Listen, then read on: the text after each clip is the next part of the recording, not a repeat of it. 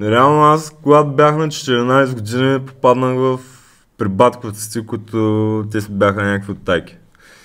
Без да ме е крило на душата го казвам. Те си знаят да го бухат.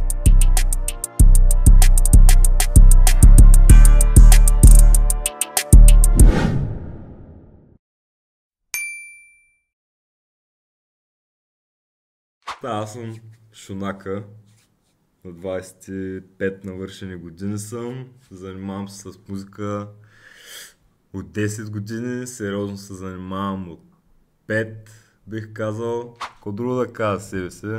Музиката мисля, че говори достатъчно за мене.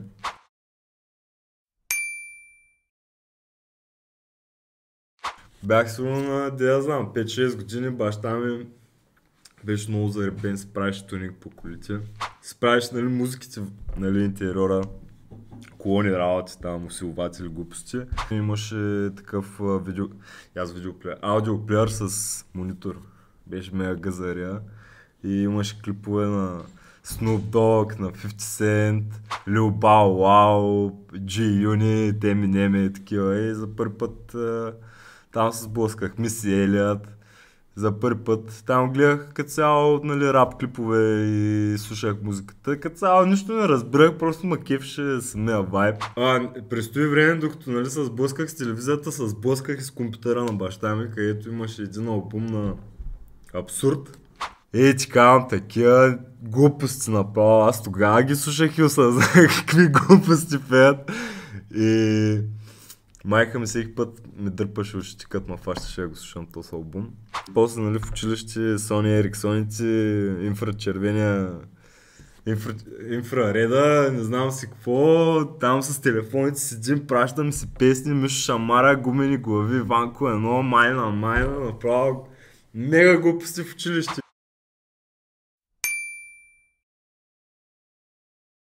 Първият път, който записах песен, беше много смешно. Това се случва преди 10 години, 2014 година. Сме с един мой човек, Сейчти Филмс, между другото, който ми е снимал доста голяма част от клиповете през кариерата ми. С него, нещо се бяхме напушили, седим в тях и се чуем какво правим. И той ми каза, брат, нали, защото ние слушахме Димчо, нали, пусках някакви песни на Димчо да слушаме работи. Те като цяла, верите ми, от мене почнаха да слушат Димчо. Нали, тези олдскул песните на Димчо, не тези, които ги пускаш тогава. И вика, брат, как може да ги знаеш всичките песни на Димчо и вика да нямаш песен? Аз така седим, вика, де да знам, вика, май да направим една. И си спомням как стигахме два бита на луката, един скайп микрофон от уния тънките, дето са. Дето си кривиш както искаш. Записах две песни, в смисъл, такова полуна фри, става някакви глупости. Те бяха мега детски, разбираш, мега смяха, ама аз ги имам между другото до ден днешен, скоро ги намерих. Беше мега смях, тези песни ги пуснах тогава направих си YouTube канал и ги пуснах. И с няколко дена цялото училище знае, че съм ги пуснал тези песни и ми се смяха мега много, човек. Ама те си бяха за смях, честно казано.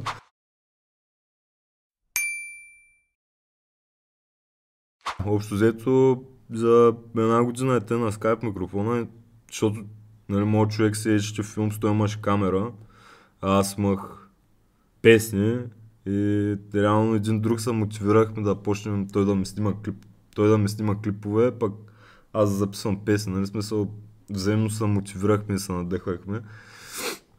Беше много яко като цяло, смисъл такова детско, нали, знаеш. За първи път, като правиш някакви работи. Беше много готино. Да, една година сумати проекти бях изтръскал в интернет. Аз ги качвах, триех и такива глупости, защото аз тогава не бях сигурен в себе си, пък и не съм го правил някакво на сериозно такова. После си купих техника, като ставах пълнолетен. Си купих микрофон, стойка, поп филтри, аудиокартата нататък. И ги оставих това моето момче Сейчти Филмс. Те почнаха и други рапъри, още те тогава бяха и по-големи от мен тия рапъри. Почна дойдоха и те да записват при мен, беше много яко. Реално май бях един от първите във Варна, къде си имаш такова хоум студио. Не е като сега всеки да може да си има микрофон от тях и да се записват там някакви работи.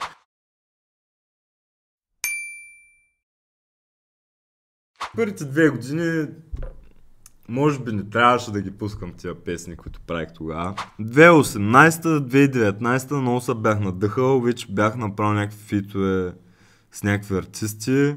Почнах да получавам някакъв recognition и се надъхах и тогава по принцип съм бил... Сега как да ти обясня. Всеки, който е взимал наркотици, каквито и да е под някаква форма, знае много добре, че те му дават фалшиво самочувствие. Тогава, когато нали, тия надрусаните ми години, така и така, правих тази музика, тогава аз мислех, че съм най-добрия. Няма друг като мене. Аз съм най-добрия. Няма кой да ми стъпи. Не знам си какво. Мразих всички рапъри, хейтвах всички рапъри. В смисъл така една негативна енергия, която... Не знам, нямаше да издрапам много дълго с нея. Аз в принцип съм малко по-негативен човек и... Да, сега гледам да съм малко по-позитивен.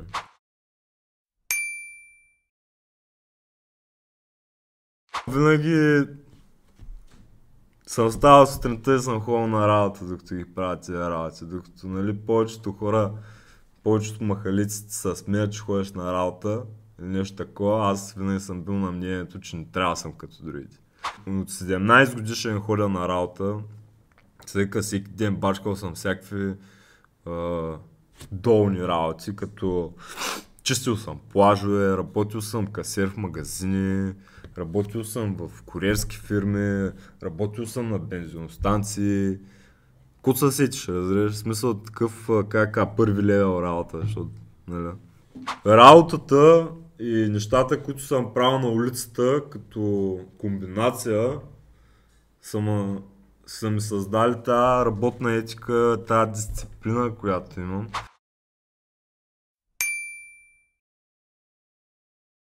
Сега, за музиката ми според мен е много от артисти, които съм слушал, те са ми оказали много голямо влияние. Темите на рапиране и тия неща, които са ги правили на Запад. Аз малко или много съм искал да приличам на тях. Да правят тия неща, които правят те тука, защото тука беше малко по-различно. Смело мога да твърдя, че съм правил много неща, които не ги правят тук. По-скоро ме изградила всичките случки през живота ми, които са ми се случвали, нали, съвкупност от няколко неща.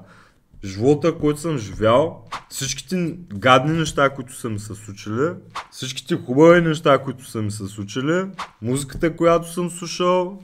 Не на последно място бих казал, че наркотици са изиграли много голяма роля. Някои хора им пречат, други хора им помагат в артистичен план. Сега аз не знам от кои съм. Не съветвам никога да приема наркотици или нещо такова, просто при мен те се случи. Аз се научих по трудния начин. Така че да, съвкупност от много неща.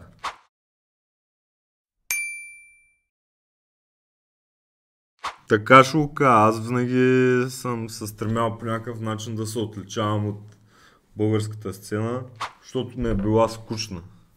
В смисъл, имало е винаги някакви артисти, които ме кефят, но overall, като цяло, ми е скучна българската сцена до ден днешен, даже бих казал.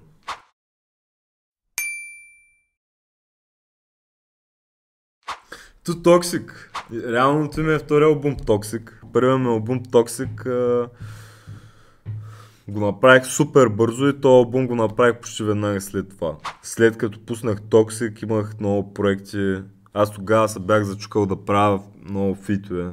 Платени, неплатени, нататък излезе тогава албум с Тариката Game Changer, после излезе с моите момчета The Street Dogs, Cerberus. Някак си остана на заден план този албум. Той трябваше да излезе миналата година. Малко се чувствах длъжен да го пусна този албум, защото много съм говорил за него, пък много време мина просто и трябва като дълг към феновете ми го чувствах да го пусна този албум. Фитовете, които съм записал, реално ти много дълго време са седяли и съм се чул какво правя с тия песни. И си мислех или да запиша втори куплет, да ги удължа самите песни, или да го направя с фитове. Понеже аз никога до сега не съм имал солов албум с фитове от други артисти, различни от DSD. Реших на тия песни, които се чуих какво правя с тях, да ги изпратя наляво надясно и да видим какво ще излезе. В крайна сметка имам 6 фита. Димчо Димов, Тариката, Born Paid, моето момче Мани Мич от The Street Dogs и Памеца. И мисля, че ги комплектувах само такива артисти, които мога да кажа, че са токсик, като мене.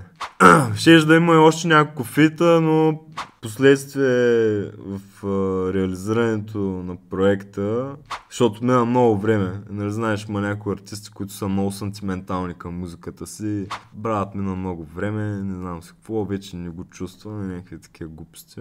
Аз не знам, аз не мога да ги разбера тия хора. Аз такова да не си чувствам музиката, нямам такава песен, разбираш. Те се знаят. Аз просто не мога да разбера как може да не се чувстваш музиката. Аз винаги се чувствам. Песен на 10 години да ми пуснеш, пак ще я почувствам, ще се върна в момента, в който съм ме записал, направо в тялото ми, в главата ми, ще се сетя какви са ми били мислите и целите и т.н. Значи всичко, което записвам за мен трябва да е те. Аз правя музика, която искам да слушам. Ако не се усещам музиката, какъв артист съм аз? В смисъл, колко ми е реална музиката в такъв случай? В смисъл, за мен няма стойност тогава. Аз затова и не слушам български артисти много, защото не им усещам музиката.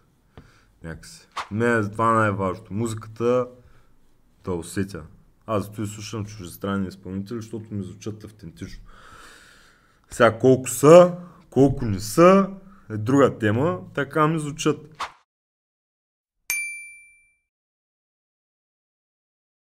Сега аз съм бил много токсик човек, наистина. Спрямо приятелите ми, спрямо бившите ми приятелки, спрямо работното ми място, спрямо родителите ми. Наистина съм бил токсик по някакъв начин за хората покрай мене. Но идеята на токсик албума е, че аз съм токсик за шматароците. За хората, които за един хуй не стават. За хората, които са едни фарлячи. Нищо повече. В смисъл само прикават, нищо не действат. За такива хора съм токсик. За хора, които му трябват излишно. За хора, които са стойкаджи, са фалшиви. За такива хора съм токсик. Защото не ги понасям просто и се държа неприятно с тях, така да го кажа.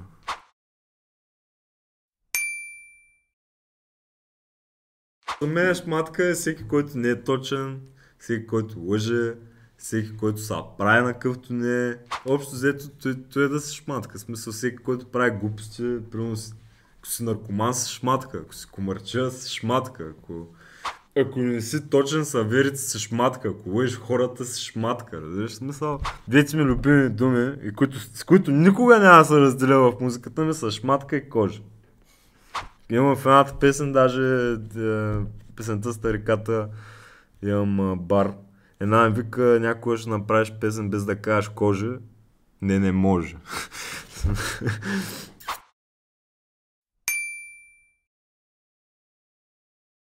Истински трап. Подчертавам истински трап.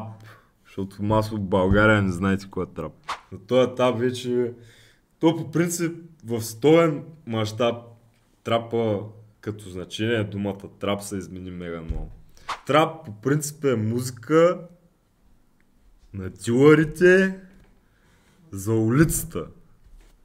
Не е музика на наркозависимите, примерно за фенчета или просто трап бит или нещо такова. Трап трябва да си ти. Значи на дрил ли рапираш, на трап бит ли рапираш, на поп бит ли рапираш. Просто ти или си трап или не си. Само кателям, тогава не ставам на дебелям, защото рязко забогатявам, той до квартал, кварталния звезда